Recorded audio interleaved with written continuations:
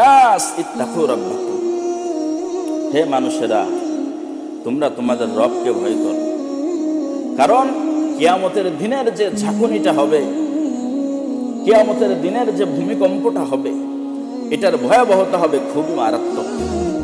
তো আল্লাহ রাব্বুল আলামিন সামান্য একটু ভূমিকম্প আমাদেরকে দিয়ে আমাদেরকে সতর্ক করে দিয়েছে, আমাদেরকে সতর্ক করেছে। আল্লাহ সূরা আনআমের ভিতর বলেছেন, পূর্ববর্তী অনেক জাতি এমন গিয়েছে যারা গুনাহের ভিতরে লিপ্ত, আমার আল্লাহ তাদেরকে সতর্কবাণী দিয়েছে নবীদের মাধ্যমে, সামান্য ভূমিকম্পের মাধ্যমে সতর্ক করেছে, তোমরা গুনাহের দিকে যেও না। কিন্তু তারা গুনাহ থেকে বাঁচতে পারেনি, গুনাহের দিকে এরপরও গিয়েছে। আল্লাহ রাব্বুল আলামিন তাদেরকে মারাত্মক ভূমিকম্প দিয়ে শেষ করে দিয়েছে। এজন্য আল্লাহ রাব্বুল আলামিন সব উদাহরণগুলো নিয়ে এসেছে কোরআনুল কারীমের ভিতরে, যে আগে যারা ছিল পূর্বের উম্মাত তাদের সাথে কি আচরণ করা হয়েছিল। মুহতারাম হাজিরিন, তাহলে আম্মা জান আয়েশা সিদ্দিকা রাদিয়াল্লাহু তাআলা আনহা কয়টা গুনাহের কারণে দুনিয়াতে ভূমিকম্প আসবে বললেন? তিনটা। কয়টা? এক নম্বর কি ছিল? জিনা। এবার আমরা একটু কল্পনা করি, আহারে আফসোস, আমরা মুসলমান, আজকে জিনাহের কি অবস্থা আমাদের সমাজের মধ্যে। জিনাটা খুবই স্বাভাবিক হয়ে গিয়েছে, খুবই স্বাভাবিক হয়ে গিয়েছে। এটাকে আমরা হালাল মনে করতেছি, এমন একটা পর্যায়ে চলে গিয়েছে যেখানে সেখানে আজকে জিনা হইতেছে।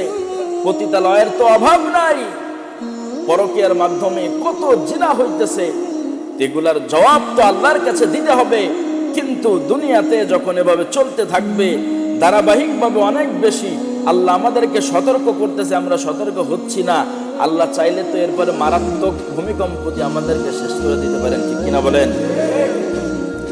এজন্য এই গুনাহ থেকে বেঁচে থাকতে হবে। দুই নম্বর যে গুনাহের কথা হযরত আম্মা জান আয়েশা সিদ্দিকা রাদিয়াল্লাহু তাআলা আনহা বললেন, মদ পান, শরাব পান, এটাও খুব বেশি স্বাভাবিক হয়ে গিয়েছে। খুব স্বাভাবিক বলার অপেক্ষা রাখে না। যত উন্নত রেস্টুরেন্ট আছে, আরো যত জায়গা আছে, অধিকাংশ জায়গাতে এই ব্যবস্থা থাকে। এটার জন্য আলাদা জায়গা আছে, বিভিন্ন ক্লাব আছে, যে জায়গা হচ্ছে পুরোপুরি মদের আড্ডাখানা, মদ্যপান ওখানে চলতেছে, মানুষ মাতাল হয়ে যাচ্ছে। মাতাল হয়ে মাকে এসে স্ত্রী বলে ডাক দিচ্ছে, স্ত্রীকে মা বলে ডাক দিচ্ছে। এরকম ভাবে মদের সয়লাভ চলতেছে চারিদিকে। তো এটা মারাত্মক একটা ব্যাধি। এই ব্যাধির কারণে, এই ব্যাধিকে দূর করার জন্যই আল্লাহ ভূমিকম্প দিয়ে থাকে, যে একটু সতর্ক হোক, তারা দেখি সতর্ক হয় কিনা। তিন নম্বর যে গুনাহের কথা আম্মা জান আয়েশা সিদ্দিকা রাদিয়াল্লাহু তাআলা আনহা বললেন, সেটা হলো গান বাজনা। এটার কথা আর কি বলবো, এটা তো একেবারেই স্বাভাবিক। আপনি রাস্তা দিয়ে চলবেন, 1 কিলোমিটার পথও মনে হয় যেখানে মানুষের বসবাস আছে, পুরো 1 কিলোমিটার পথ নিরাপদে চলতে পারবেন না যেখানে গানের আওয়াজ আপনার কানে আসতেছে না। আমাদের চারিদিকে আপনি যেদিকে যাবেন দেখবেন গান চলতেছে, বাদ্যযন্ত্র চলতেছে। আহারে আমরা মুসলমান, এটা তো আমাদের জন্য হারাম। কিয়ামতের ময়দানে মালিকের কাছে আমাদের জবাবদিহিতার কাঠগড়ায় দাঁড়াতে হবে। মালিকের কাছে আমরা ওই দিন কি জবাব দেব বলেন? এজন্য বিশেষ করে আমাদের বাড়িতে যখন বিভিন্ন অনুষ্ঠান হয়ে থাকে, মেয়ের বিবাহ, ছেলের বিবাহ, গায়ে হলুদ, মুসলমানি, বৌবাত ইত্যাদি ইত্যাদি আরো বহু অনুষ্ঠান আছে। মুসলমান আমরা, কিন্তু আমাদের বাসায় কমপক্ষে বিবাহের 1 সপ্তাহ আগে থেকে, অনেকের বাসায় অনেক জায়গাতে 1 দিন 2 দিন আগে থেকে বিবাহের দিনে এরকম ভাবে আপনার গান বাদ্য এমন ভাবে চলতে থাকে যে পাশে অনেক অসুস্থ মানুষ, অনেক স্ট্রোকের মানুষ, তাদের অবস্থা আরো বেশি মারাত্মক হয়ে যায়, ঠিক কিনা বলেন? এই দিকে আমাদের খেয়াল রাখতে হবে, এই গুনাহ থেকে বাঁচতে হবে। সমাজ যখন এ সমস্ত মারাত্মক ব্যাধি মুক্ত হয়ে যাবে, এই গুনাহ মুক্ত হয়ে যাবে, তখন আল্লাহর আযাবগুলো চলে যাবে, আযাব আসবে না। আর এই গুনাহ যখন চলতে থাকবে, আল্লাহ তাআলা সতর্কবাণী দেন, আগে ভূমিকম্প হতো বাংলাদেশে, মাত্রা ছিল কম, সামান্য, গুনাহ যখন বাড়তেছে আমরা ফিরে আসতেছি না, এবার আল্লাহ একটু ভয়াবহ করে দিলেন, ভয়াবহ করে আরো সতর্ক করলেন যে সামনে এর চাইতে আরো মারাত্মক হতে পারে, যেটার কারণে তার তোমাদের জীবন নাশের আশঙ্কা আছে, ধ্বংস হয়ে যেতে পারো, আগে থেকেই সাবধান হয়ে যাও। এজন্য আমাদের সাবধান হয়ে যেতে হবে। কারণ বললাম, কিয়ামতের দিনের যে ভয়াবহতা, কিয়ামতের দিনের যে ভূমিকম্পের যে অবস্থা, এটা হবে আরো মারাত্মক। আল্লাহ রাব্বুল আলামিন এটা বোঝাতে গিয়ে কুরআনুল কারীমের ভিতরে 114টি সূরা আছে, এর ভিতরে স্বতন্ত্র একটি সূরাই নিয়ে এসেছেন ভূমিকম্প নামে। তাহলে খুবই গুরুত্বপূর্ণ একটা ব্যাপার, কুরআনুল কারীমে 114টা সূরার মধ্যে স্বতন্ত্র একটা সূরাই আল্লাহ রাব্বুল আলামিন নাজিল করেছেন, যেটার বিষয়টাই হলো ভূমিকম্প, নাম ও ভূমিকম্প। আমাদের অনেকেরই মুখস্থ আছে, একেবারে কুরআনুল কারীমের শেষ দিকে সূরাতু জিলজাল, জিলজাল নামে, জিলজাল মানে হলো ভূমিকম্প। আপনি এবার একটু কল্পনা করেন যে দুনিয়ার সামান্য এতটুকু ভূমিকম্পের কারণে আমরা কতটা ভীত সন্ত্রস্ত হয়ে গিয়েছি, আতঙ্কিত হয়ে গিয়েছি।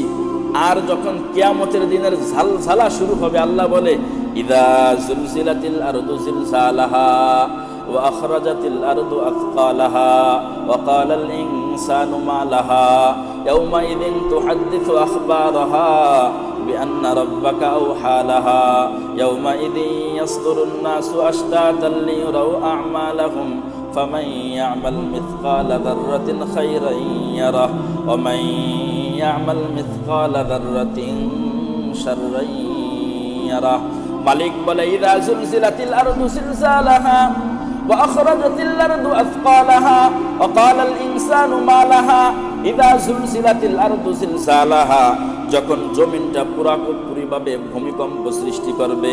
ইযা জুলজিলাতিল আরদু জিলজালাহা, জিলজাল দুইবার এনেছে তাকিদ। যখন জমিন মারাত্মকভাবে প্রকম্পন শুরু হয়ে যাবে, কাঁপুনি শুরু হবে, আমরা সামান্য একটু কাঁপুনিতে ভয়ে অবস্থা খারাপ। যদি এরকম হয়, আমরা এখন বসে আছি মসজিদের ভিতরে, মসজিদ এরকম মারাত্মকভাবে দুলতেছে, তখন আমাদের অবস্থা কি হবে একটু বলেন? কিয়ামতের দিনের কঠিন অবস্থা কত মারাত্মক। আল্লাহ বলে ওয়া আখরাজাতিল আরদু আথকালাহা, এতটা ভূমিকম্প হবে যে ভূমিকম্পের কারণে জমিন ফেড়ে, জমিনের নিচে যত গচ্ছিত সম্পদ আছে, যে স্বর্ণ রূপা টাকা পয়সা সম্পদের জন্য আজকে আমরা ভাই ভাইকে খুন করে ফেলতেছি, যেই সম্পদের জন্য আজকে আমাদের নিজেদের মানুষের সাথে সম্পর্ক ছিন্ন করে ফেলতেছি, যেই সম্পদের জন্য আমরা অন্যের হক নষ্ট করতেছি, অদস্ত যেই সম্পদের জন্য আমি হারামের ভিতরে লিপ্ত হচ্ছি, আমার আল্লাহ বলে ভূমিকম্পের অবস্থা এত মারাত্মক হবে, কম্পনের কারণে জমিনের নিচে যত সম্পদ আছে সব সম্পদ উপরে চলে আসবে। তাহলে অবস্থা কেমন হবে একটু কল্পনা করেন তো। এদিন কি করব আমরা, সেদিন কি করব যদি এরকম ভূমিকম্প আমাদের মাঝে শুরু হয়ে যায়? জমিনের নিচে যত সম্পদ আছে এগুলাকে আল্লাহ উপরে নিয়ে আসবে কম্পনের মাধ্যমে, তাহলে তার পরিমাণটা কিবার বোঝেন।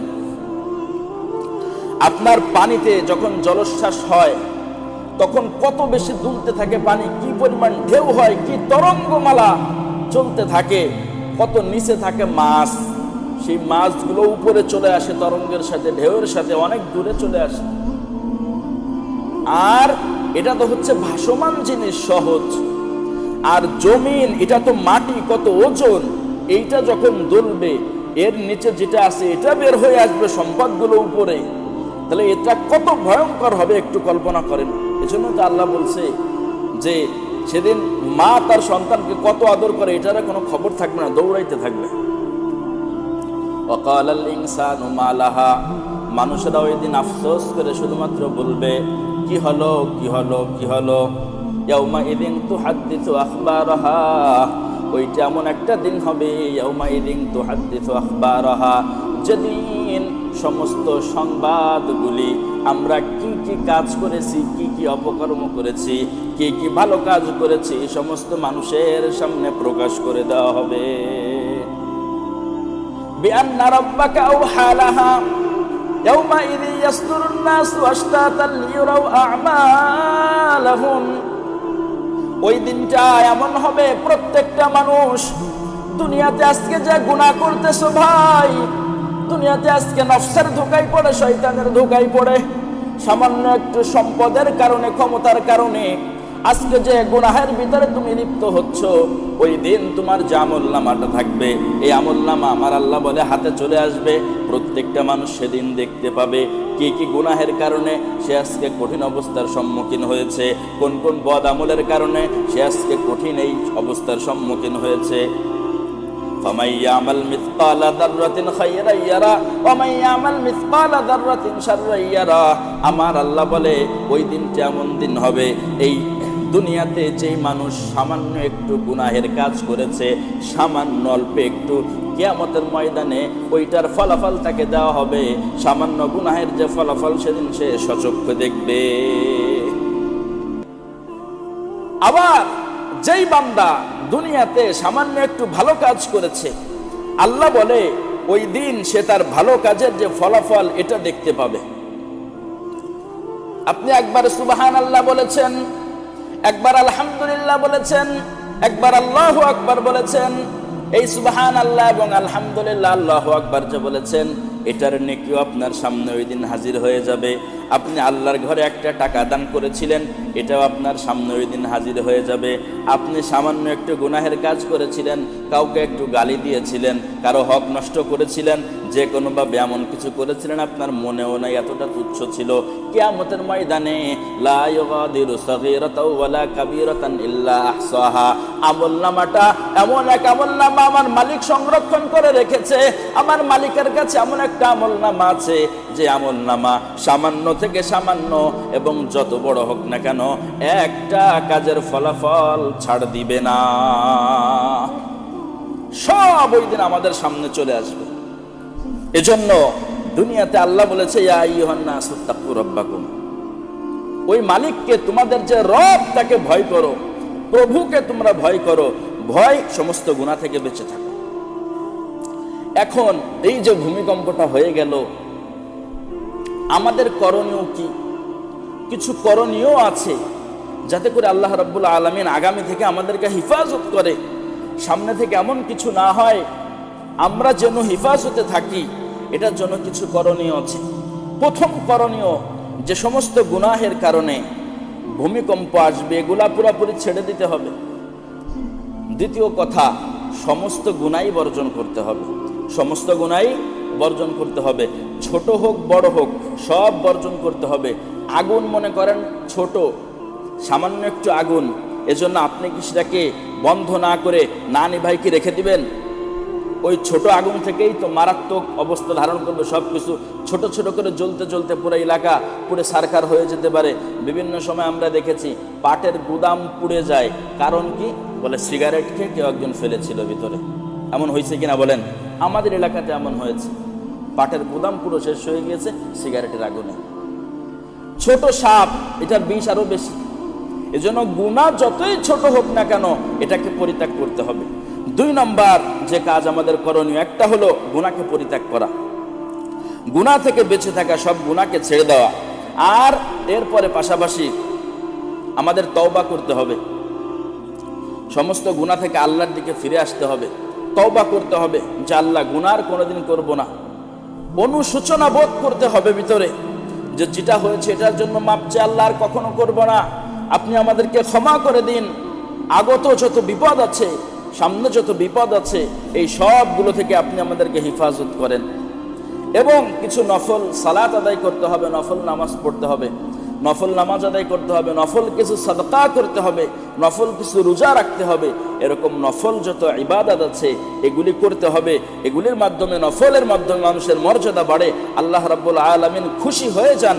এজন্য এই সমস্ত ইবাদতগুলি করে করে, ভালো কাজগুলি করে করে আমাদের নিজেদেরকে সেফ করতে হবে, নিজেদের গুনাহ থেকে নিজেদেরকে মুক্ত করে গুনাহমুক্ত জীবন নিয়ে কবরে যেতে হবে, আল্লাহর আদালতকে গুনাহমুক্ত হয়ে উঠতে হবে, তাহলে ওই দিন আমরা একেবারে বিনা হিসেবে আল্লাহর জান্নাতের মেহমান হয়ে যাবো ইনশাআল্লাহ। কথা আমাদের বুঝে আসছে? এজন্য আমাদের এই সমস্ত গুনাহ থেকে বেঁচে থাকতে হবে। সমস্ত গুনাহ থেকে বাঁচলেই আল্লাহ রাব্বুল আলামিন এইটা ছাড়া আরো যত বিপদ আপদ আছে এগুলা থেকে আমাদেরকে হেফাজত করবে। আল্লাহ রাব্বুল আলামিন বলে দিয়েছেন মুহাম্মদুর রাসূলুল্লাহ সাল্লাল্লাহু আলাইহি ওয়াসাল্লামের উম্মতের ব্যাপারে। নবীজি বললেন, আল্লাহ আমি তো দুনিয়াতে এখন আছি, এজন্য আপনি আমার উম্মতকে হেফাজত করলেন, আমি যখন থাকবো না তখন আমার উম্মতের অবস্থা কি হবে? আল্লাহ রাব্বুল আলামিন বলে দিয়েছিলেন, তোমার উম্মতে মুহাম্মাদি যতদিন পর্যন্ত ইস্তিগফারের উপরে থাকবে, যতদিন পর্যন্ত তওবার উপরে থাকবে, ততদিন পর্যন্ত আমি আল্লাহ তাদেরকে ধ্বংস করব না। সুবহানাল্লাহ বিহামদিহি। এজন্য গুনাহ থেকে বাঁচতে হবে, তওবা করতে হবে, ইস্তিগফার করতে হবে। আরেকটা জিনিস আমরা জানি, যখন বিপদ আপদ আসে তখন আমরা কি পড়ি? দোয়ায়ে ইউনুস। কি পড়ি? দোয়া ইউনুস।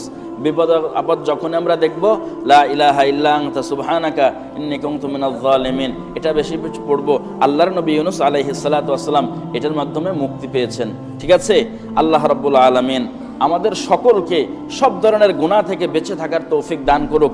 আল্লাহ তাআলা তার যে আযাব এবং গজব আছে এগুলা থেকে আমাদেরকে হেফাজত করুক। আল্লাহর প্রিয় বান্দা হয়ে গুনাহ মুক্ত জীবন নিয়ে কবরে যাওয়ার তৌফিক দান করুক। ওয়া আখিরু দাওয়ানা আনিল হামদুলিল্লাহি রাব্বিল আলামিন।